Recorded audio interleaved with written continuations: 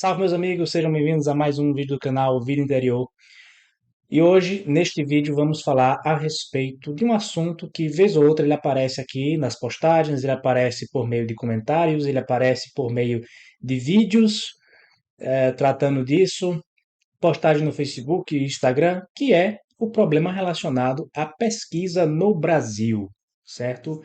Vou tocar em mais uma nota deste acorde dissonante ou deste deste acorde amargo, né, digamos assim. Eu trouxe aqui vou falar da minha própria experiência, uma experiência recente, e vou até dar outros exemplos, né? Eu sempre falo a respeito do problema da universidade, como é difícil você fazer pesquisa no Brasil, por razões também ideológicas, também por razões, digamos, por razões de departamento, né? Mas não é apenas a feição da pesquisa no Brasil, que ela é difícil, que ela é complicada, que ela tem muitos impedimentos de todo tipo. Também é o próprio acesso às fontes, né? Eu estava recentemente, né, eu tenho estudado Gilberto Freire com uma profundidade semelhante com a profundidade que eu estudei Maquiavel, né? Então, estou pesquisando Freire, estou me dedicando ao autor, e dentro ali o universo freiriano existem muitos autores, muitas obras, né? Entre elas, Sérgio Buarque de Holanda e o clássico Raízes do Brasil. Então, um comentário que eu ouvi é que na primeira edição de Raízes do Brasil, não nos esqueçamos, né, que Sérgio Buarque de Holanda ele figura na seção de agradecimentos de Casa Grande Senzala, né? Então, na primeira edição de Raízes do Brasil, eu ouvi dizer, né, foi um comentário que eu ouvi, havia ali certas menções honrosas a Gilberto Freire e a obra dele, né? Mas à medida que o tempo foi passando e Gilberto e Sérgio Buarque têm um desentendimento por razões políticas, a obra de Sérgio foi sendo constantemente atualizada e editada, né? E essas menções honrosas foram substituídas por críticas. É um comentário que eu ouvi dizer, não sei se esse comentário ele procede, mas para isso, o que é que eu precisaria fazer? Eu precisaria ter acesso à primeira edição de Raízes do Brasil, publicado em 1936. E agora vocês vão entender parte desse problema que eu vou trazer no vídeo. Porque você não encontra um PDF da primeira edição de maneira nenhuma. Eu tenho aqui, que é um livro raro, né? É um livro já de peça de museu, para você ter uma ideia. Eu tenho a segunda edição de Casa Grande e Senzala do mesmo ano. Tem aqui, ó. Eu deixo ele até no plástico. Segunda edição de Casa Grande e Senzala, ainda do editor, da Schmidt Editora. Esse livro aqui é uma raridade do meu acervo, né? Então, a gente percebe, claro, esse texto, ele é um texto diferente do texto da edição padrão, que é essa edição aqui, né? Essa edição aqui, o texto dela é o texto da quarta edição. Na quarta edição, Gilberto Freire meio que concluiu o, o livro, né? Mas na primeira edição de Raízes do Brasil, eu teria que ter acesso. Então, eu não encontrei o PDF em lugar nenhum. Encontrei um exemplar sendo vendido a mais de R$ 1.000. Um exemplar, né? Então, eu não vou dar mais de R$ 1.000 no exemplar, né? Então, o que é que eu pensei? Bem, eu vou consultar a Biblioteca Nacional. De repente, a Biblioteca Nacional tem. Então, entrei no site da Biblioteca Nacional, né, preenchi ali os formulários, escrevi as coisas, né, descrevi a minha pesquisa, fundamentei a minha pesquisa, passei as minhas credenciais, ou seja, quem tá fazendo o pedido, quem está consultando, vendo se eles têm a primeira edição de Raiz do Brasil, publicada em 1936, pela editora José Olímpio. Quem está fazendo essa pesquisa não é um estudante curioso, não é um curioso, não é um estudante, é, é um doutor. Quem está fazendo esse pedido é um pedido institucional, é um doutor que está necessitando do acesso a esses documentos para fazer uma pesquisa, ou seja, eu não estou ali de brincadeira, entendeu? E mesmo se eu fosse um simples estudante, mesmo se eu não tivesse nenhum título, esse pedido também deveria ser levado em consideração com a mesma seriedade e com a mesma atenção, né? Esse é o ponto. Só que qual é o grande detalhe? Eu mandei essa mensagem lá para a Biblioteca Nacional e o tempo passou. Passou tanto tempo que eu nem lembro mais quanto tempo foi. Eu acho que foi, bota aí, muito mais de 4 meses para me responderem. Eu nem me lembrava mais, eu nem esperava mais que eu fosse respondido. E aí me responderam.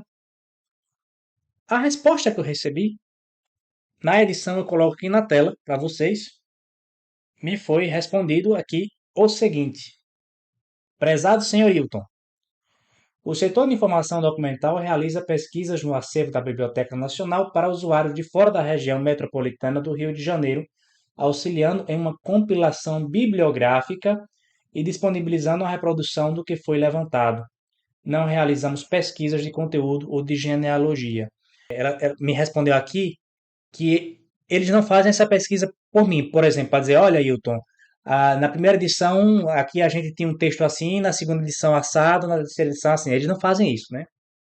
Aí, quanto à solicitação, informamos que a Biblioteca Nacional possui em seu acervo 2 exemplares da edição de 1936 da José Olímpio Editora, não disponíveis na BN Digital. Por quê? Eu procurei primeiro se havia um PDF, se havia digitalização disso na BN Digital, ou seja, que é no acervo digital da Biblioteca Nacional.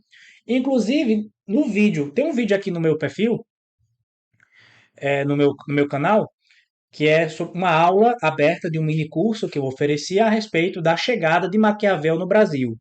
E a aula que está disponível é a aula referente à Era Vargas, né, e Otávio de Faria, o primeiro comentador de Maquiavel no Brasil. Aí, o que isso tem a ver com a BN Digital? Porque ali, para montar essa aula também, eu investiguei, feito disso na aula, 10 anos do Correio da Manhã, entre 1930 e 1940. Né? Ou seja, eu li 10 anos de jornal no Correio da Manhã, no Jornal do Rio de Janeiro. Todos esses exemplares, todas essas edições desses jornais digitalizadas estavam disponíveis na Biblioteca Nacional Digital, na BN Digital. Então, ali eu tive acesso a esse material.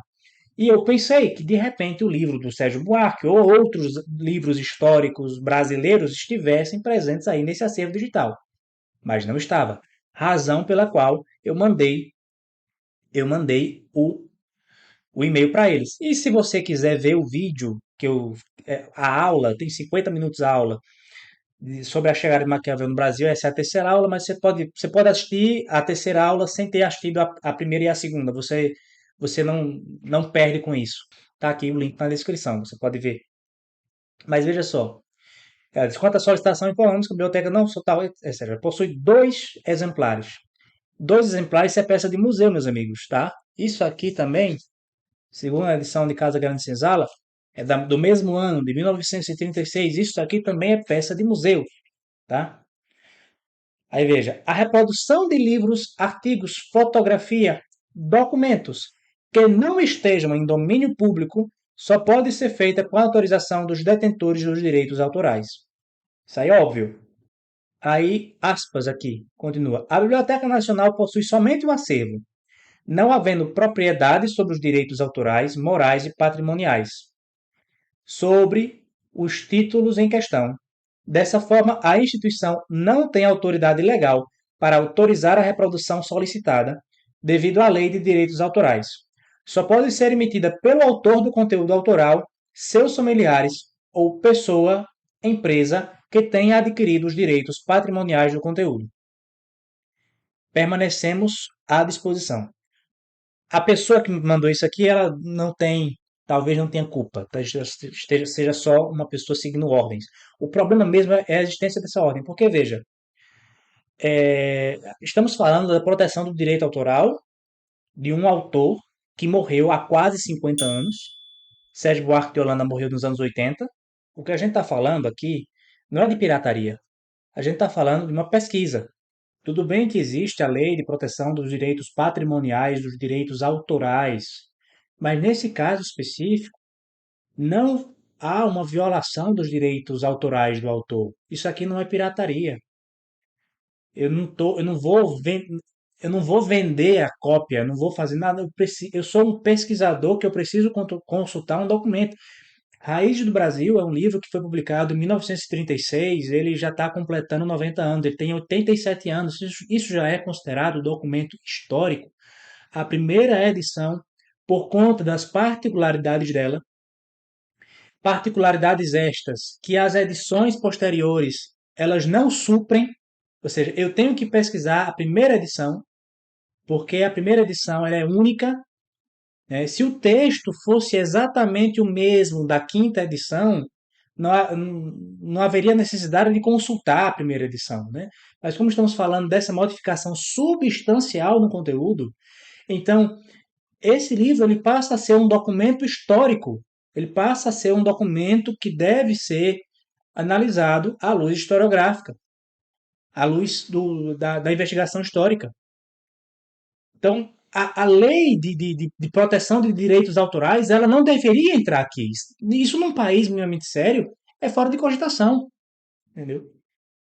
Esse é um ponto assim básico, só que a burocracia ela existe assim para dificultar tudo, para dificultar absolutamente tudo. Então isso é uma coisa simplesmente ridícula, estúpida e abjeta, tá? A gente está falando de uma pesquisa que está sendo impedida de ser realizada por conta de uma lei estúpida.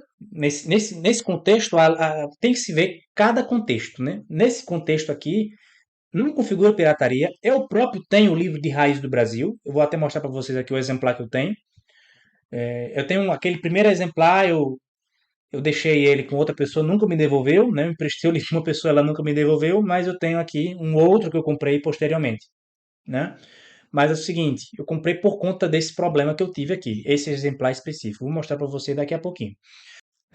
O que teria que ser feito? Eu teria que pegar um avião e passar uma semana, 2 semanas, um mês no Rio de Janeiro, indo na Biblioteca Nacional para consultar esses originais.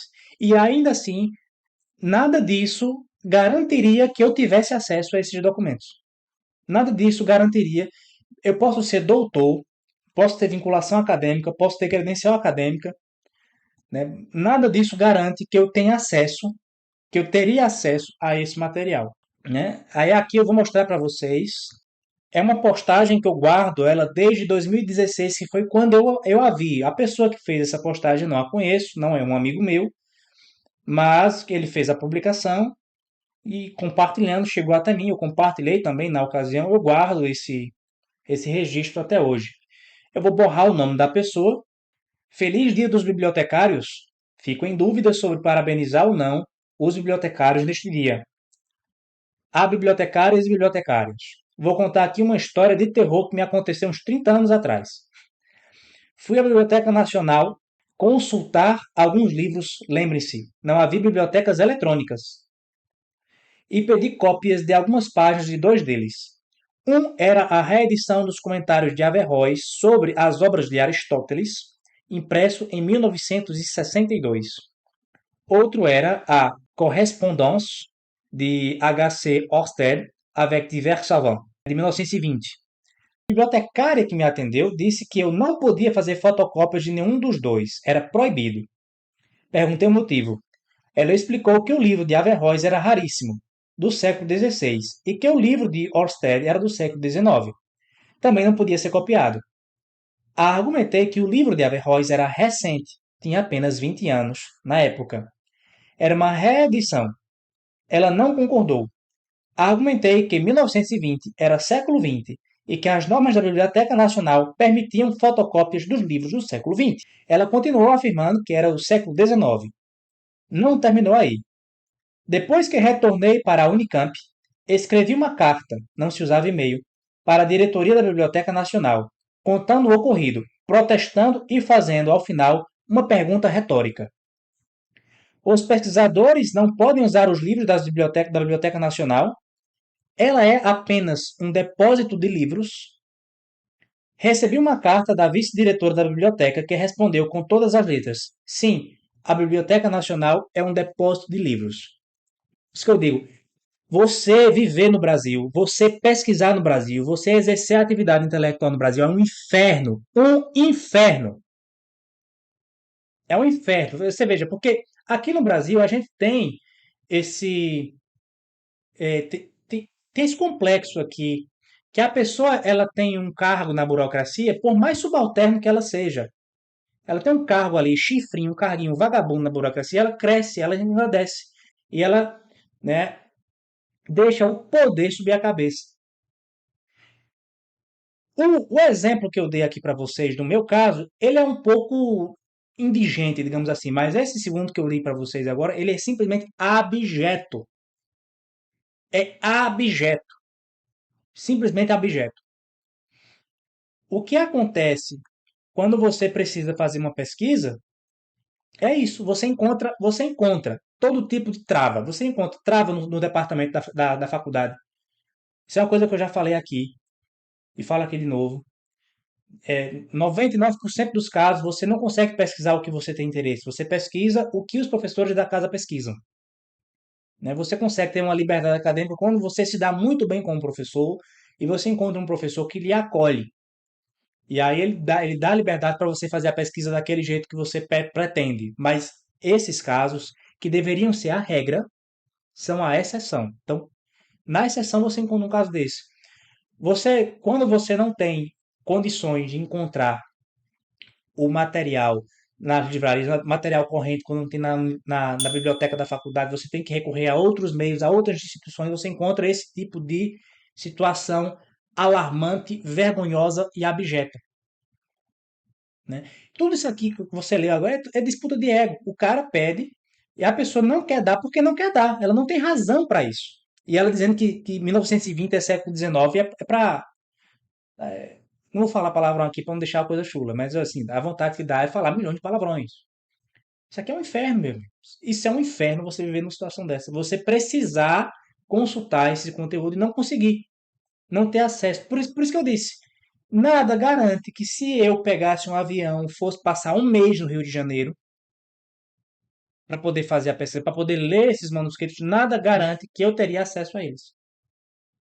Nada garante. Provavelmente eu não teria. Provavelmente eu não teria acesso a esses documentos, porque talvez eu cruzaria com bibliotecários dessa natureza. Muito provavelmente. Né? Cara, eu já mandei e-mail para universidades alemãs. Já mandei e-mail para universidades francesas. Já mandei e-mail para universidades argentinas, tá? Pedindo acesso a um conteúdo do autor, o autor ainda vivo. Eles mandaram para mim. Mandaram PDF. Mandaram documento escaneado. O autor ainda vivo. Tecnicamente ali está protegido por direito autoral.